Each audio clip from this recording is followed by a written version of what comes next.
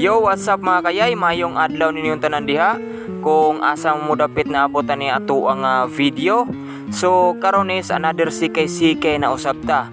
But before that, kumusta mo diha karon tanan mga kayay? Ayop nga okay ra mo tanan og maayong pagsikay-sikay diha. Kung unsa man inyong buhaton karong adlaw or unsa inyong ginabuhat karon diha.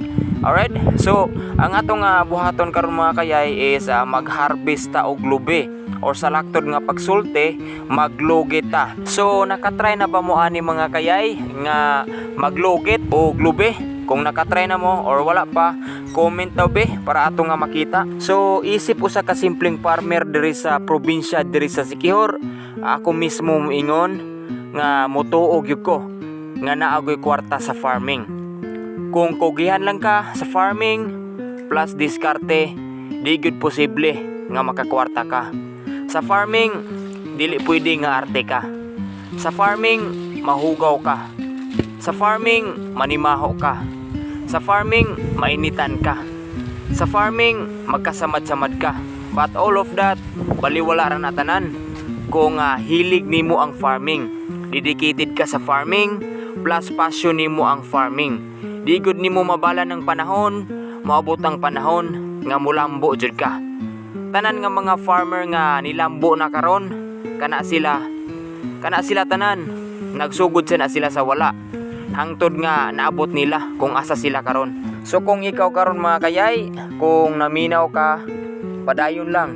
Kung hilig nimo ang farming, passion nimo ang farming, kuyog ta sa pag-abot sa tagsa nato nga pangandoy diri sa farming. So sa mga adunay pangutana diha mga kayay, kung anong mao ni akong gipili, farming akong gipili, kaya sama sa akong ginaingon sa ubang video nato dire nga diri ko nabuhi, diri ko nagtubo sa farming. Kay sugad sa una sa farming gumi nagkuha og pangadlaw-adlaw nga panginahanglanon.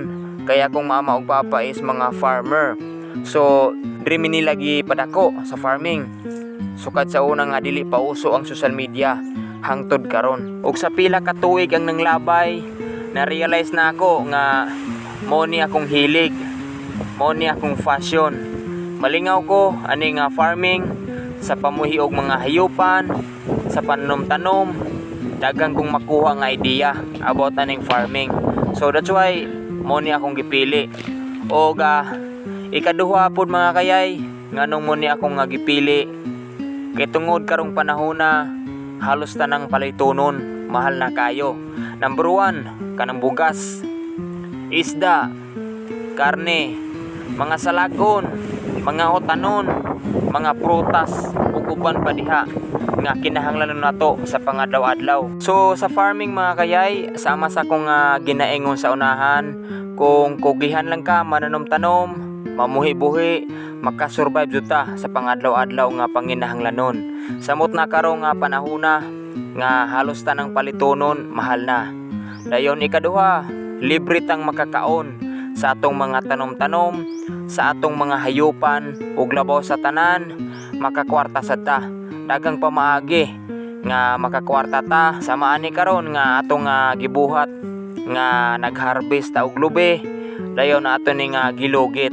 Dayon pila ka adlaw ani human nato ni ibulad, pwede na ibaligya, kwarta na. Bata pwede ra pod og idiretso nato ni og baligya kaman og lugit. Ang kaapan lang kung idiretso nato ni og baligya, barato lang og palit dire sa mua. I-compare sa binulad or ginanggang.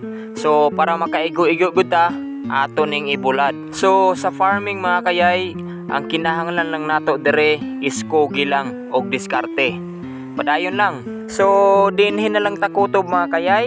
Dagang salamat sa inyong makanunayon nga pagtan-aw diri sa atong mga video, diri sa atong channel, og happy farming.